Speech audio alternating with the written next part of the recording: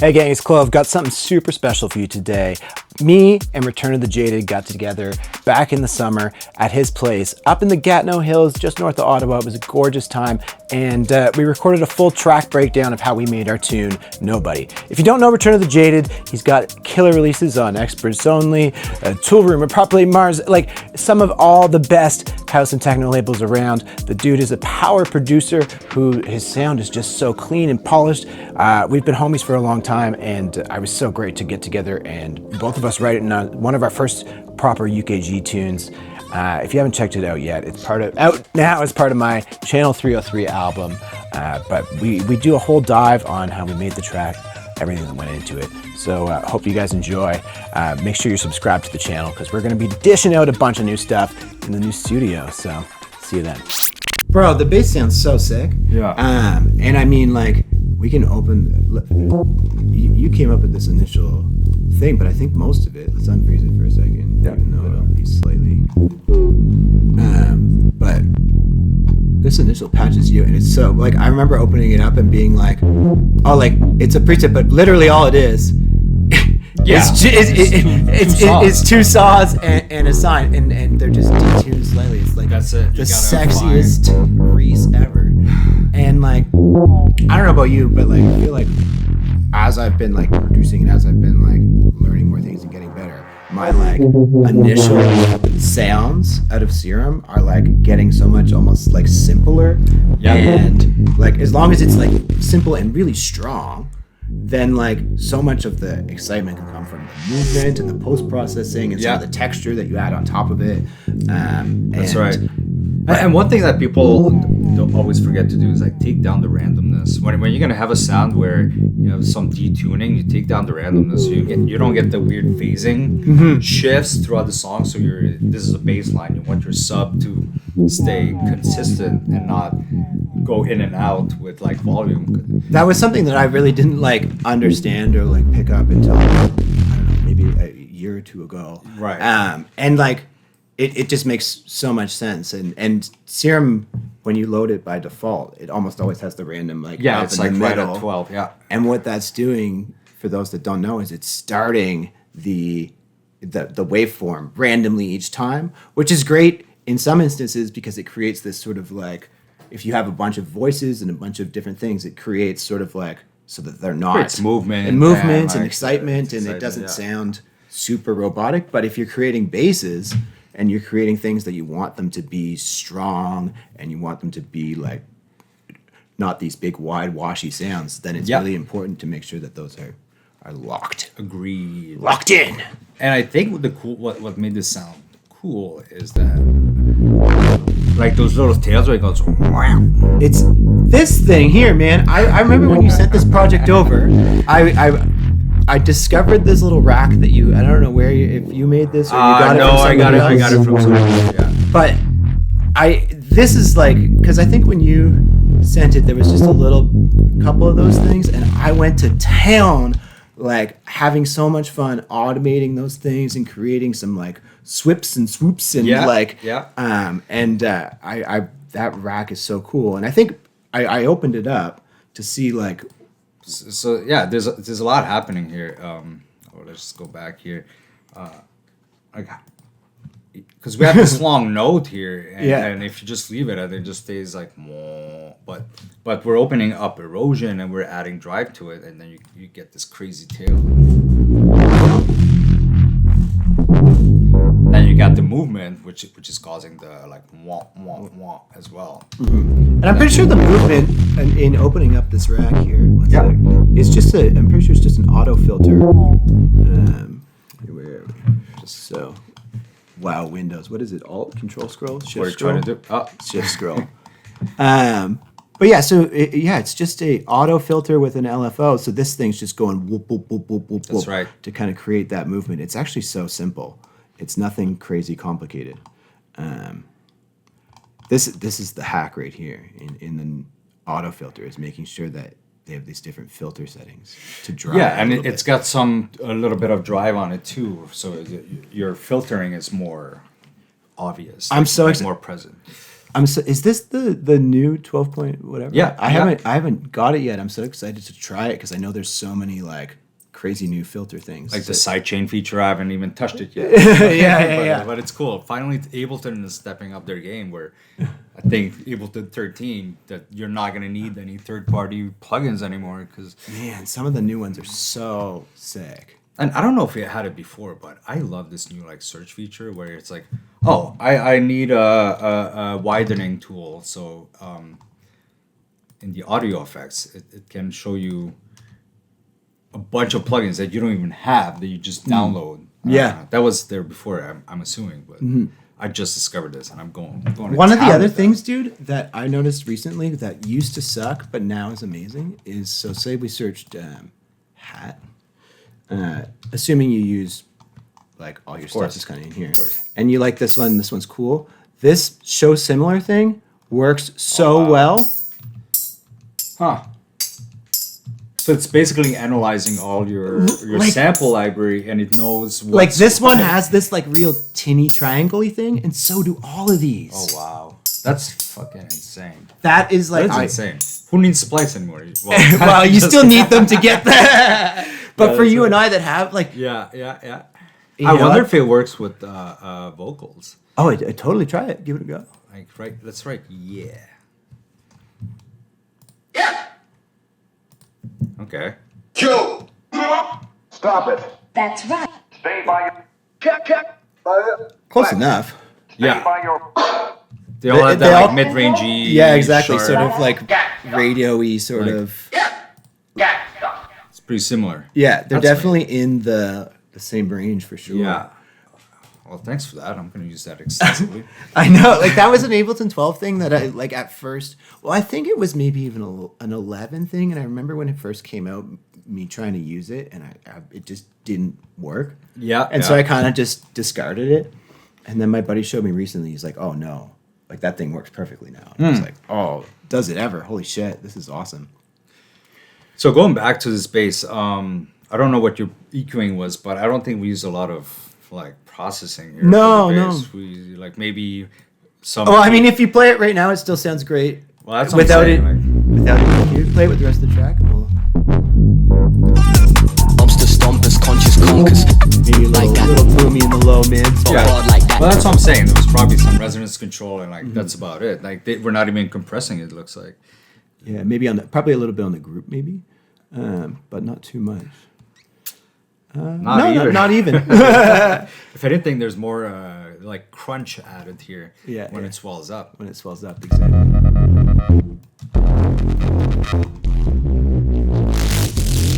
And so much of that crunch and that excitement is taking a really strong, clean sound, adding noise, and then stuffing both of them into distortions and then limiters but saturators and whatnot. Yeah. And I think in this case it's the amp, which is a great way to add distortion to a bass sound instead of using like saturator or overdrive. That vinyl distortion into an amp, what's cool about the vinyl distortions will just add noise. Well, you know what it does though, similar right? to erosion. Right? If you use it in a way, you can actually add noise to your stereo signal, so you can make a mono sound stereo. Oh, that's awesome. Let's see. Let's look at this part here. Oh, that's not a good spot.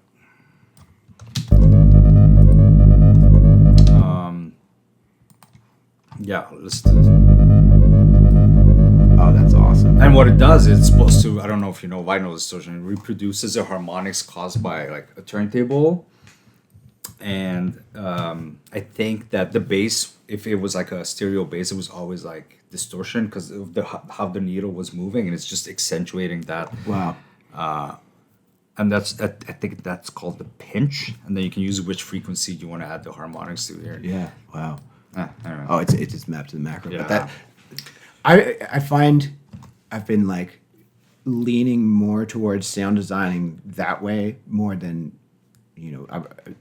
and well, now with Serum 2, it allows you to do sound design that way right in the plugin a little bit more. But where, again, just like having a really, really clean tone and then finding interesting ways to like make the mids and the highs interesting. Right. And There's another, I've been using another method that it's sidechain distortion. And it's so cool. So what you'll do is you'll set up, say you have your bass on this track here. On another channel up here, you'll have another channel that would be just white noise, say. Or it could be anything. You could have any signal. And then on the white noise signal, you would put this sidechain distortion plugin. And as the input, you would input the bass. And so what's happening is the bass, anytime the bass goes, it's like driving the distortion, but the signal that gets distorted is actually the white noise. And so it like distorts based on the bass, and it sounds so sick. And it can create this like, and then you have full control over that like white noise layer. You can process it and EQ it and make it stereo. The white noise is getting distorted as the signal hits it, like the bass? Yeah, so you're adding more signal to it as the bass is hitting it? Exactly. So that's like just triggering the distortion. And so what I'll often do is if the bass isn't playing, I'll gate the white noise. Because if Okay. You're adding and then subtracting. Exactly. Yeah. Right? So because the white noise will just if the bass isn't playing, the white noise will just be going. And well, that's what I'm saying. That sounds crazy. Exactly. But if you gate that and have it only play when the distortion hits, then it like you're just adding this really like amazingly like distorted texture. It's all about textures, guys. Exactly. That's where the sauce lives. Uh-huh. So let's talk a little bit more. We're getting into the nitty gritty of the bass and sound design here before we even talk about like just sort of if we zoom out the writing of the song, sort of like how and I mean you came up with sort of the original idea. What was the first thing you found? I think it was pretty much just this. So you started with the intro first. Well, do you do that often? Well, what I did was let's find a good sounding Reese bass, pads, and then vocal, and then very very simple drums at the beginning. Because I was very inspired by like what Overmon was doing and Joey Orbison. Man, like some of my favorite artists right now by far, man. They're very cool, intelligent sound. Like when you say intelligent, not like high IQ, just like a bit more thought behind it, not like done fast. It's funny. I try to analyze some of those songs often in my head. I always think, like they have these like really sophisticated like melodies and chord progressions and things like that. It's sort of like sometimes how, but then you really do break it down, and oftentimes it's not that. It like the like foundation can be really simple. Yeah. But the like execution of what lies on top is where the sophistication kind of can lie. And I think this song is like such a prime example of that. Like the majority of it is just riding between these two notes. But it's the little, these little tiny, like these little bits, these little fills. Yeah. That really adds so much of the excitement and the sauce and all of that. And that, I think the bass line is following those little octave changes with the yeah, genius. And there was something you added too that was really cool, like after getting those pads, I think I fucked around with these vocal chops. Yeah. Which is more like Bones don't call that. I'm loving them thick and them juicy. It's all of it. That.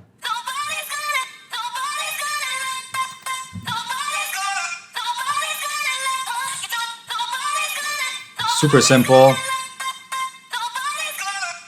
I do like how thin these are sitting in the mix, and I mean, like traditionally, I don't think if you were to just kind of like throw a vocal in and mix it as if you were just sort of like you wanted the vocal to be like the main feature, you wouldn't necessarily mix out and cut out all the mids and stuff. But I look think at this EQ curve here, which is frozen, but you can see it's a drastic cut down there. Yeah. And I think this is like a prime example of like sometimes you're mixing for the point of like getting something to sound good with everything else and whatnot, and sometimes you're mixing creatively, and you're mixing for like a creative decision to like achieve a certain creative output. And this is definitely like one of those instances, like where having that vocal be so thin and be full of chorus and sort of live in this like higher end range is a stylistic choice more than a mixing choice. I think it's more of an instrument at this point. It's playing at the same time as the rap here. So yeah, exactly. You don't want those two competing. It would it'd be impossible to get those to like sit well. And that's, I always try to like think about that, especially when I'm mixing a song. Am I doing this for creative purposes, or am I doing this for like mixing purposes? And it can like dictate, because sometimes like for the creative purposes, you can break all kinds of rules. There's no rules. There's no rules. I keep saying that every time. There's no rules in music. It's make it sound good and make it work. Yeah, exactly. Yeah, and so that was the thing. The vocal, like. The vocal is the chops are going throughout the whole song. Really, there's only certain parts in the break where we have some reverb added to it, and then it's drawn out. But a couple little like bits of delays here and there, just to like add some interest and some excitement as those go along. And I think initially we wanted original vocals for it, and then we changed our mind and we kept the sample vocal, the placeholder. Yeah. Well, and like this is a prime example of, and like behind the scenes, guys, Zoltan and I started this song a year and a bit ago. Yeah, it's been a while. It's been a while, and both of us have loved this song from the get-go. Have been really excited about it. We're reaching out and trying to hit up some vocalists and work with some vocalists, and some of them either was like tough to get a hold of, or wanted tons of money, or all kinds of things, you know. And ultimately, like we've just lived with this song for a really long time. And I don't know about you, but like no matter like I just loved how it was sitting. I loved the energy. It like really, really like works with what we have. And I'm proud of it as is. We could, you know, for the next year or so, continue to like, you know, work it and try and get another vocal, and then send it to vocalists, and then they might send it back, and then we're like, don't really like it. It's not really as good as the first version. Yeah. And blah, blah, blah, blah, blah, blah, blah. And then ultimately, like 3 years down the road, this song's still sitting on our hard drives, and you guys don't get to hear it. And like I've had that happen to me a handful of times, and I'm sure you've been in similar situations as well. And sometimes, you know, it's just good to really like, hey, like this is it. It sounds dope as fuck. I'm stoked. Let's run it. Well, that's what I wanted in your cottage. It took so long to make it. I had to make 3-4 versions of it, because by the time you're like, all right, I want to release it. Like that sound that you made it initially for, you had an idea in mind, is like, it sounds like old now and dated. And it's like, I need to freshen this up a little bit, and then it becomes this like whole new thing. Exactly. Like, so different from the original idea. Exactly. But yeah, I'm obviously super happy with how this turned out, and I like how simple it is. Like simplicity is key.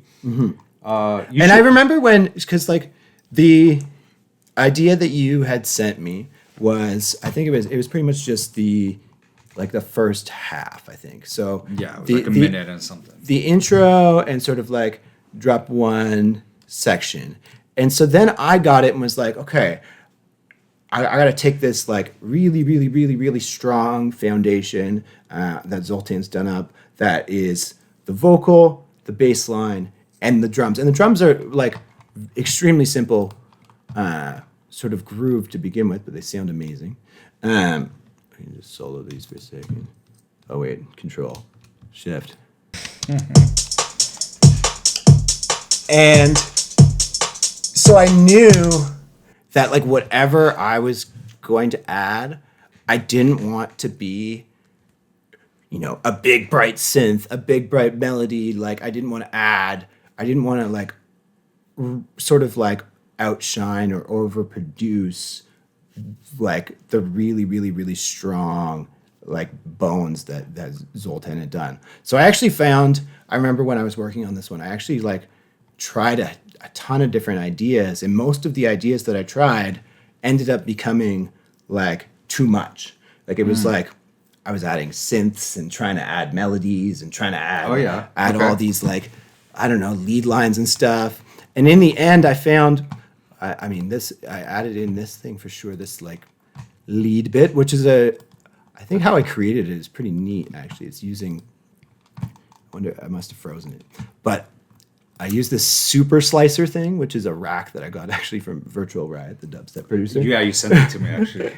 And it's all it is it just chops up a drum sample or any longer sample into a bunch of transients, and then kind of like uses an arpeggiator to play those transients in different random ways. And what it allows me to do is, if you can hit that and then just tweak the settings. Each little tiny tweak of the setting is going to create sort of a new syncopated groove. And so that allowed this sound. I'll play it for us.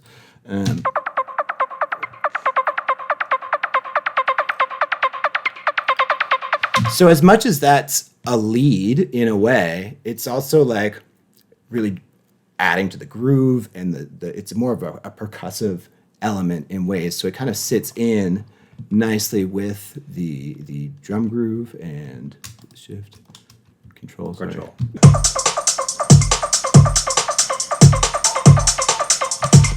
And keeping that thing really small and keeping it really like living in that high end, like it fit sort of well with the rest of the track. Tease it a little bit here before it comes in, because without the tease it kind of came in a little hot. So just little tiny things. And I think Tease in the world, too. What's that other sound that I love that thing. This thing. This is Forgot what that This was. is the one. Oh yeah. It's so simple, but What was that again? Let me just zoom in on that. I forget what that was. Was that a like a bass line, bass side, bass stab, or whatever you used initially, or just? I don't know. I lost it. There it is. Lost it. Is this it? It's a wood perk. Wood. Oh wow! But, it's funny how like. Oh wait. Zoom in, because it's froze flattened, so it's a wood perk that's run through crazy heavy distortion. Is what it Okay. is. So it's a wood perk, like run through sort of like probably an overdrive, maybe with some reverb before the overdrive. Yeah, because it's in the lead section, so it's probably something like. Yeah, that's my guess. Is it like wood perk, reverb, overdrive, freeze flatten, and then like tighten it up. Like I bet if we actually zoom in and open this up, I was like, I bet there's verb on this like crazy. Ah yeah. Yeah. So that sort of like, I don't know, it almost sounds like a nuclear bunker of sorts. Like that comes from the A water drop in the biggest bunker. Yeah, exactly. That comes from the reverb into like a crazy amount of distortion to get that sort of overdriven sound. And again, like something just so simple that adds. You don't want this. From where I'm from, then it change stay constant. Me and all the monsters, bonkers, mobsters, stompers, conscious occasionally the delay turns on. Big bouncer man, he got barred like that. If I give a girl lead, then she call right back. 2 phones don't call my gaff with a war pipe at. I'm loving them sometimes, I guess. Let's see. Airless Chris like a boosie. Oh, here. Got 5 links like The second Tyrone. one. Now they all trying to recruit me. but yeah. Sherry and cherries, I'm fruity. Got Sally and Debbie and doobies. On Monday it's Megan and movies. On Sunday it's Steph and groupies. That moment is so sweet because of just cutting out all the drums there makes such a big difference. While it that big, woof, woof, woof, woof, we cut out all the drums.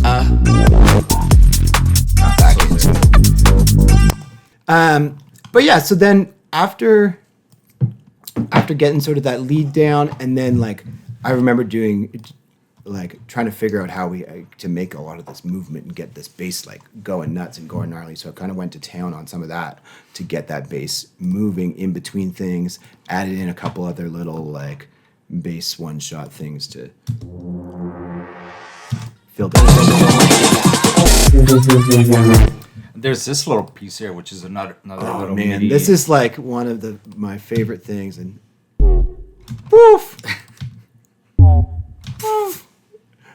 I love that thing, and it really like it carries so much in the track, but it's such a small. Conscious conkers, like that. On Sunday it's Steph and them groupies. On Sunday it's Steph and them groupies.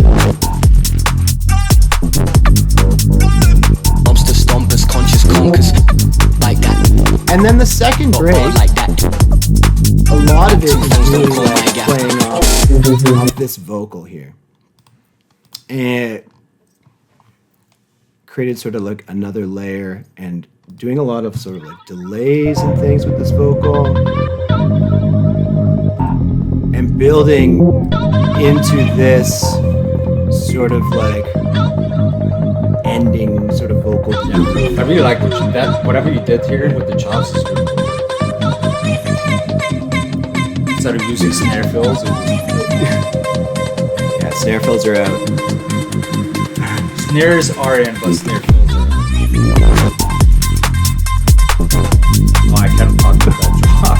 That's okay. Play it again just from like this part, because it's really cool how you're intensifying the little vocal chops, and then when it drops, you're just keeping the momentum with the vocals. It's really cool.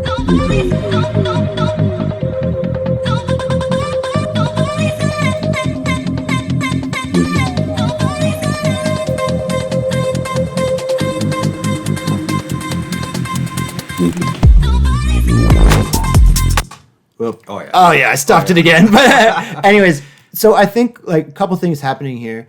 One, this is technically a polyrhythm, I do believe. So polyrhythm meaning like it's repeating a odd number of beats. So in this case, I'm Like pretty every sure 6th bar or every 3rd bar instead of every 4th or something. yeah, exactly. So this whole thing is this little phrase is 5 beats long, and so it's just repeating this little, or not even 5 beats. It's It's two less than two a and a, bar. 2.5. Yeah, so it's not an even number, and so because of that, it's kind of like creating a little bit of a neat groove, and you'll see it like at some point, it like has to cut off and loop again. But if you look here, so it's like main phrase, then polyrhythm loop, polyrhythm loop, and then this whole thing then loops. And so that's what carries over, and then that's kind of what like keeps sort of that energy continuing on throughout. That sort of feels like it flows into the drop a little bit. I find, I don't know, I use polyrhythms all the time. That I'm always thinking about that. I'm always thinking about where can I interject things that like almost play a like counter rhythm to the main rhythm. And those are things like usually with other like vocals or leads or. I was gonna say you're doing more techno now, so, and techno that's like a big thing. The polyrhythms, it kind of like pulls you forward. It really, Yeah, it go does ahead. do that. Really, I always feel that as well. And it was something that I feel like I was doing tons before I knew really what I was doing.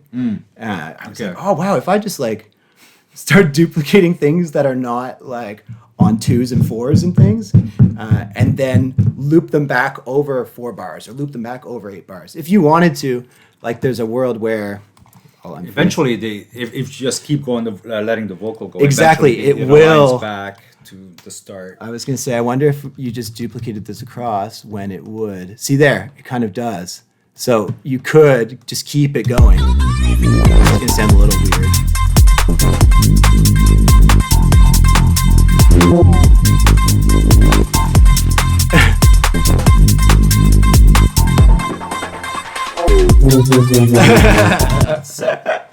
But yeah, I It's think just quick math. quick maths.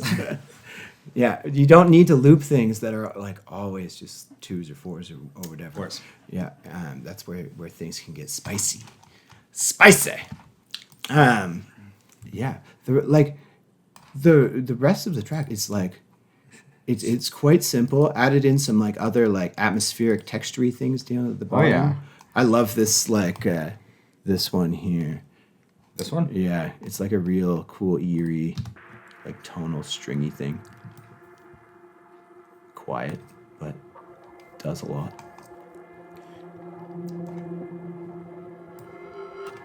Oh yeah. This little like reverse thing. It's more abstract. This is where like, I guess, you would lose mass appeal is by adding these like weird things. This is where like I feel like it sounds a bit more artistic and less easy to swallow. Yeah. Yeah. But it lives at the back. It chills. I think I added this thing at the end. I'm not sure if we use it for the. I think parts of it. I did it. I man, because when you sent it back a couple weeks ago, I went and I loved this like dog break.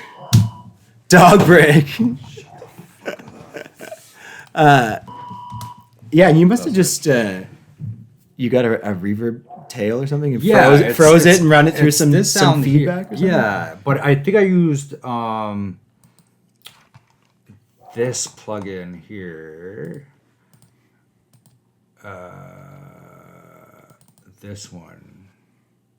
Oh man, this thing can get out of hand real quick. That's right. Like, which is kind of I understand exactly. This was a sound right here, actually, right here. We got it. We got it. Unfreeze.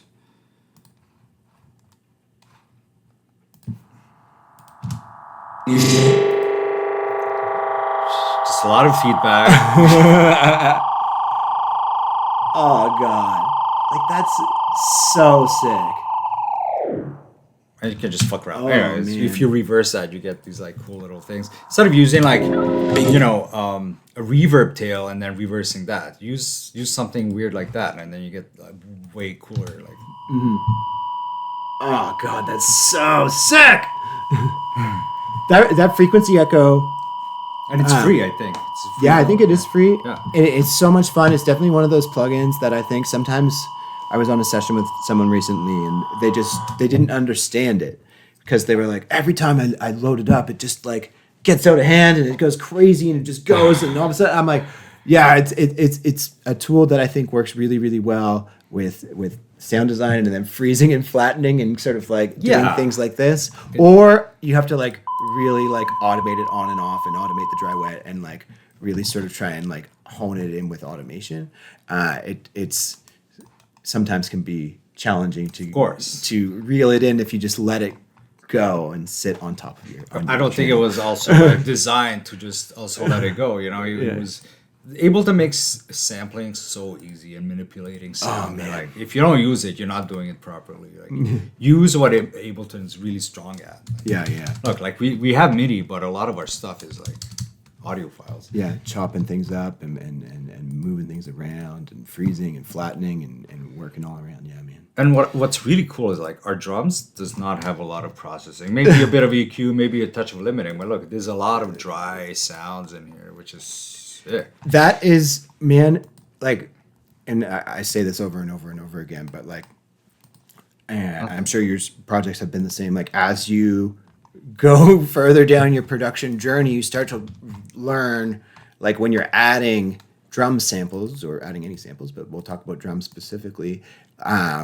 You're listening for samples that are going to complement each other, that are going to not sort of stack on top of each other. You're listening for samples. You're taking a lot of time to carefully pick samples that sound really good out the gate, that are going to really like work well, complement each other. I often, like if you look here, like the snare clap, you know, let's take a look at what we got here. We have this is probably like more of like a rim. Yeah. We have a clap. And then what's this, a snare? I think it's, another like mid-rangey. So each one of these, it's not like we're just stacking claps on top of each other. We're stacking snares and we're just trying to make it bigger. Like this, each one of these elements has an intention and it has a purpose and it has its own texture and it has its own tone and it's independent. If you just started stacking claps or stacking snares because you want it bigger or thicker or wider or whatever, like you're going to end up with something that's maybe sounding muddier and losing its clarity and you losing some of its like detail. Yeah, you're losing the transients or whatever. Like here, the I feel like the rim is like adding. It's really what's adding the transient, and then the clap and the snare is just. Clap is like upper mid range, and the snare is like lower mid range. A little body for it. Yeah, body exactly. And then I think I mean, you don't have it, but there's just probably some minimal toning for the EQ, and then just limiting, cut some of that transient off. But nothing crazy. Like I said, song choice is everything. What's strange though, I think. That's 'cause Did you have a Mac at one point? Nope. I must have put those in there. Yeah, you must have put. You I probably wouldn't- or maybe your Mac like replaces it automatically. That's what I think. Because I'm like I wouldn't have put. Because I'm not one to put a Pro L on my clap. I was like, it's me. But yeah, I don't know. That's why probably this what is- it did. I wonder because you don't have a Mac, and so I don't. I probably replaced it with my audio unit somehow. I don't know. Okay, Anyways, Mac's don't know doing what it on happened. purpose. It's like replacing it's like sneaky way. You're like, fuck. Yeah, I don't know what. I guess Blake Clipper is. Just that's a clip. another- Yeah, so I didn't have that, so I just used that clip. I don't really use this one anymore, but this one just gave it a nice sound. I use the standard clip more lately. Yeah. Clipping is something that was again something that I learned much later in the game, and I realized, oh wow, clipping is almost a far more useful tool than sometimes compression or other things, because it can there's like say take the drum bus for example. If you're having a drum bus that's like not clipped or doesn't have a saturator, doesn't have some sort of ceiling, you're gonna have some of the transients from that drum bus sort of just be spiking up and shooting up and whatever. And then eventually, if you don't clip those out at some point, it's gonna get to your master, and then on your master chain, those transients are just gonna slam into your limiter on your master, and it's really going to affect your mastering chain if you don't. You're just adding distortion when you can just easily avoid it. Yeah. And you know what? Someone said this recently. I saw a video when they were using analog gear. There's a lot of tape saturation that just clips those sounds for you automatically. Yeah. And they were saying when you switch to digital, you're adding like 14 decibels of like these clip transients, and now everything's like so much louder, and you're peaking much easier in the digital world. Yeah, well, I think that has some Like, look at this. Sorry, hold on. No, go ahead. This sounds the same as this. Yeah. It sounds the same, except you just save yourself like. Okay, maybe that's a little extreme here. It sounds the same, but you're cutting off that little like line there. That's causing. I need to 8 get this decibels or standard whatever. clip. I don't have it. I really like the interface of it. I like the visual aspect of it. Yeah. Right? It's I use mini meters at the top, so I would like see it Right. with like I don't know. Sometimes I'll just even use the Ableton Saturators digital clip, which is like technically a clipper. It is.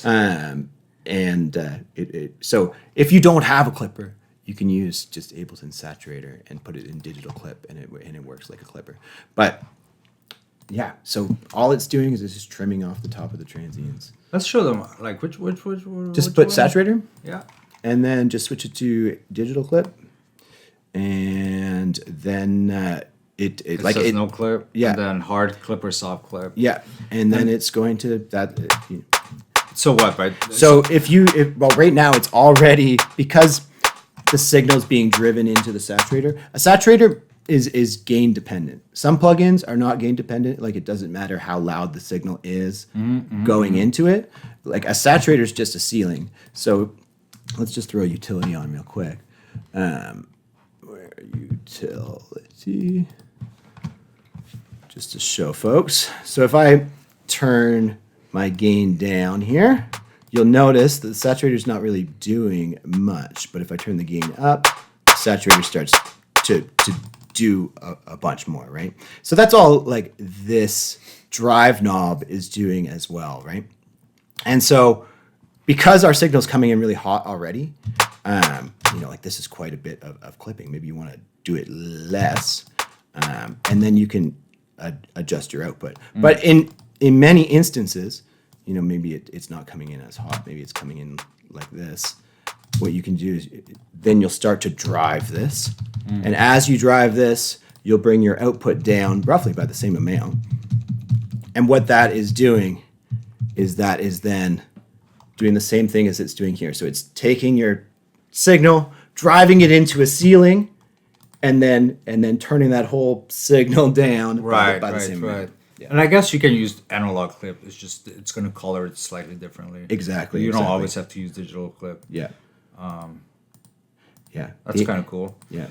And someone said that the master out also has a clipper built in Ableton. So even if you clip a few decibels, it's just clipping it. Or is that like all the Ableton works in now, and so like if you're clipping in any of your buses or whatever, and it's way in the red, it doesn't necessarily matter because Ableton works in sort of like a 32-bit float is what it's called, meaning it still retains that information. Okay. And so like, bro, if all of your channels, all of these everywhere, every track is like peaking by like 14 dB, and then you go and add a utility on your master and like just bring it all down. I shouldn't be telling people this because this is like really bad advice. But if you just did that, technically like all those channels like aren't going to clip. Okay.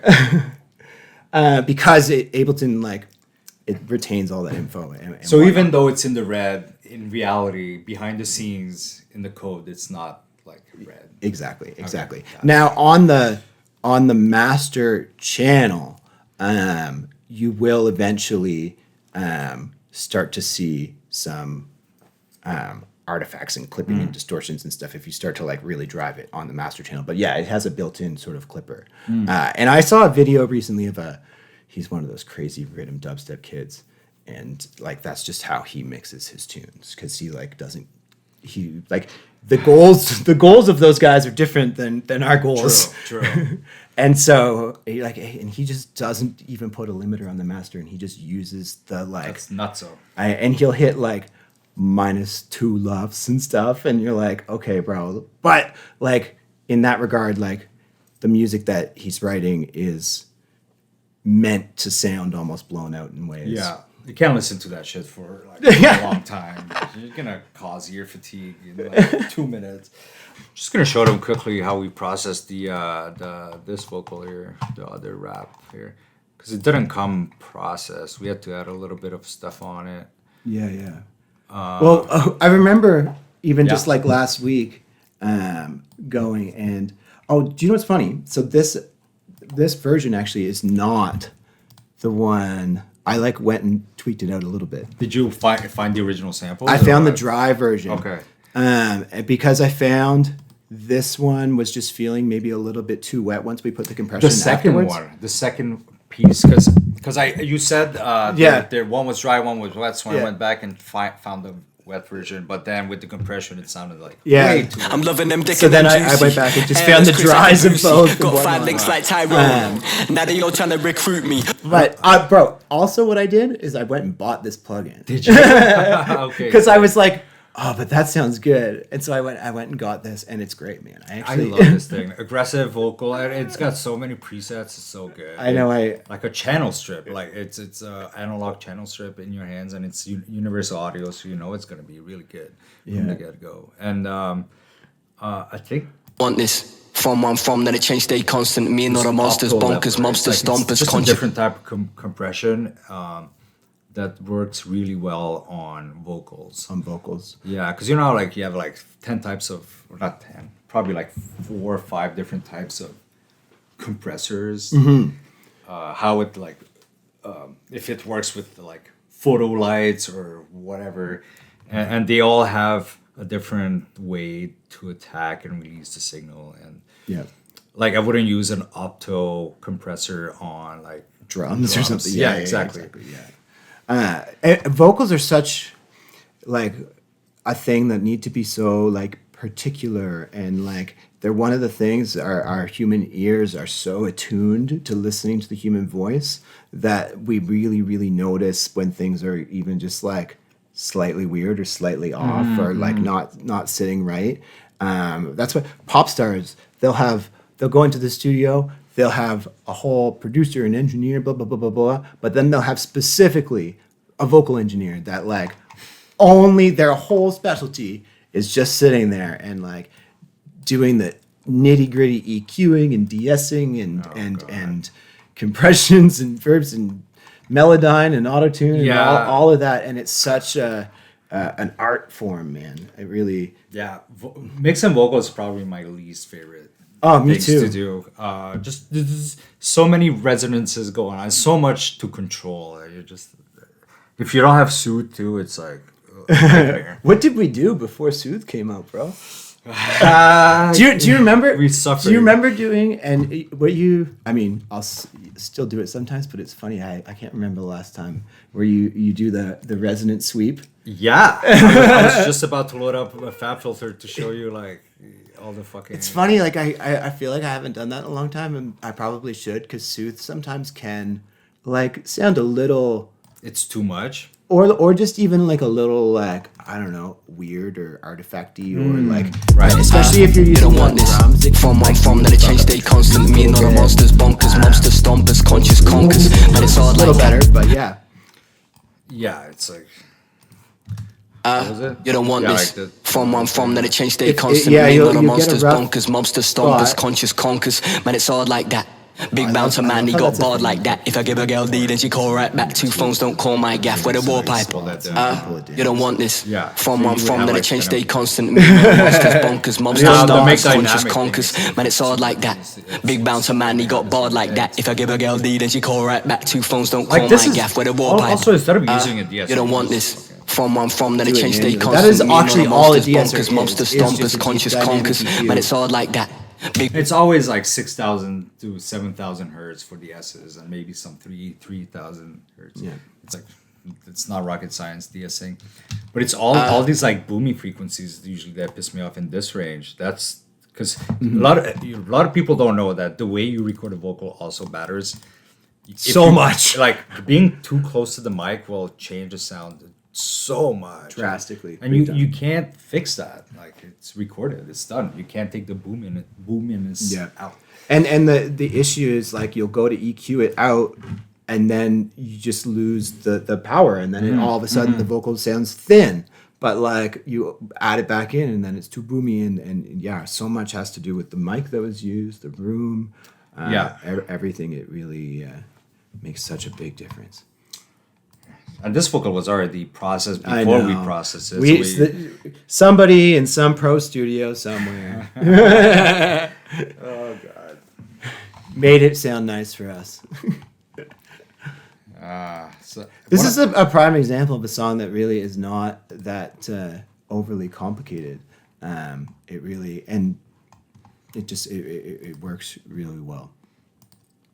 Wow, what's this hat group?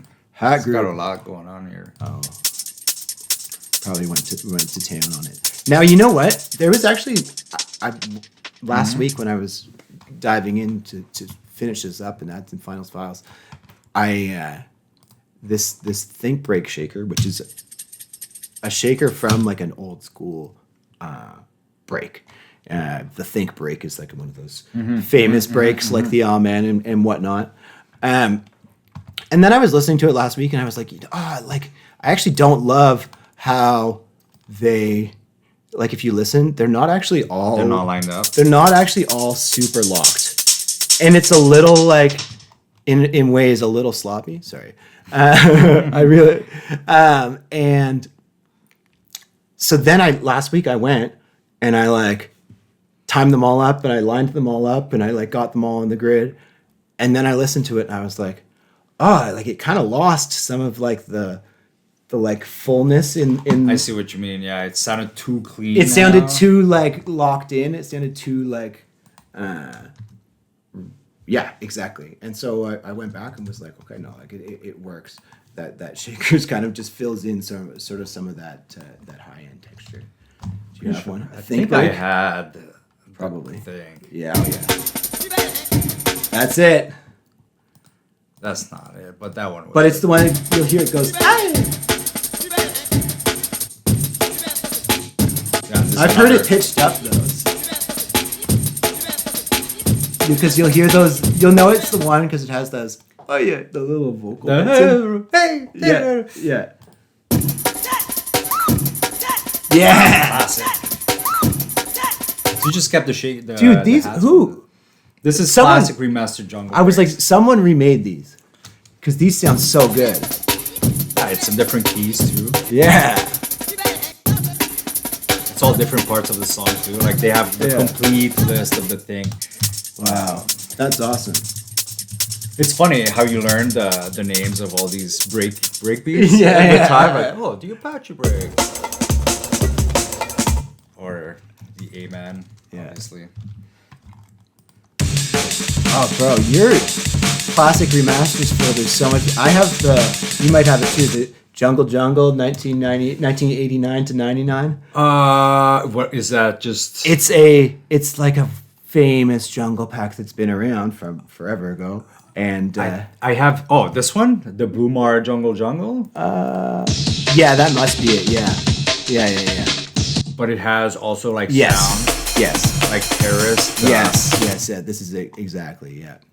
It's got your wheel up signals. But these ones, like some of them aren't like BPM locked, and some of them aren't. Yeah, that's right. But you got this one. Oh wait. The vocals in here are sick. I've used a couple of them. They're awesome. What? You don't Boomar, where is it? I thought I had it. Maybe it's an effect. Oh yeah. Do we have it in this song? I don't think so. Not. I probably snuck. I'm shocked. Oh yeah. When I like started building my live set, even like the first time I bought. So I have a push, and then I have like a little like a Kai sampler thing. So when I bought the sampler, my whole goal of having that sampler was so that I could just have some samples when I'm playing that are just always there. I can kind of always just hit them. That was the first thing that I put in, was just this with just a bunch of delay. So like of course. Anytime I'm playing, I could just slam that. It's like the most important sound. So recognizable. Yeah. And even if you try to get a spy sample of it, like a dub phone or whatever it's called, it doesn't never work. hits the same. Yeah. That's so sick. Yeah.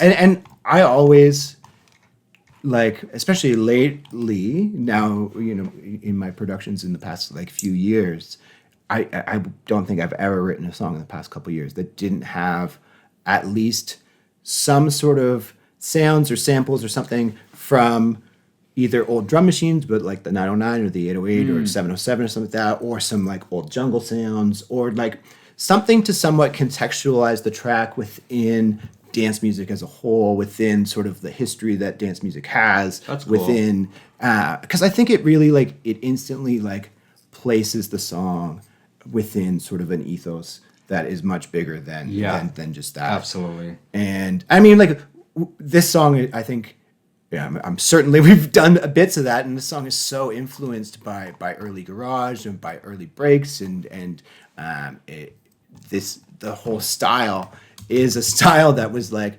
originated in the 90s for sure. Yeah. And you got some breaks in here too, right? 100%. Which is from the Apache break. Yeah. From awesome. what I hear. Sick. Sick. And things like that. And like, if you listen to that little break sound, like that, I'm guessing at some point was a recording of a drummer playing the drums, and having some of those like real analog, real organic, real warm tones and textures, juxtaposed next to the real digital grimy stuff. That's kind of what hones it in. I think that's the base of it, but yeah. Pretty similar, yeah. That's cool. What's this? Another break. Yeah. More breaks. But you're only using, which is smart, we're only using the breaks and the build-ups and the breaks. Mm-hmm. When it hits, you were back to like clean digital world. Yeah. Like super programmed sounds and yeah. Amazing. Yeah, super proud of this one. I think it did great, and can't wait to get this one out. It's a real sick one. It really like it's not just a banger. It's not just a banger. Just a banger. It is a banger, Not but it's not just a banger. And I think like when you had initially showed me sort of just like the intro with the vocal and then the bass texture, it really struck a chord on like a much deeper level of than like, oh wow, like this is really well produced. You came up with some really cool ideas. I like this. Like it was like, oh no, this is like really like this has a lot more of like this is a song. This is a song that like has a really, you know, compelling melody and a catchy hook, and it really I was so excited to dive in on it, man. Yeah, I you know, it took me a while to find a song to approach you with too, I think. And it's funny because this song like doesn't like I don't know people not- probably it's it's not not a main either of our thing, styles. right? Yeah. Exactly. But I'm so excited that this is the one because I also like I know you're such a like prolific, proficient producer that like loves producing all genres. I've heard all the drum and bass tunes that you've written, and I too love dabbling into genres that I maybe like haven't explored as much, and like this came together so naturally, and hell yeah. Yeah, man. Yeah, we did well. That's it for me. I don't know what else to say about it. All right, here let's play the end of it, and we'll Go ahead. I'll let you. all do right, the honors. here's the last bit of Nobody.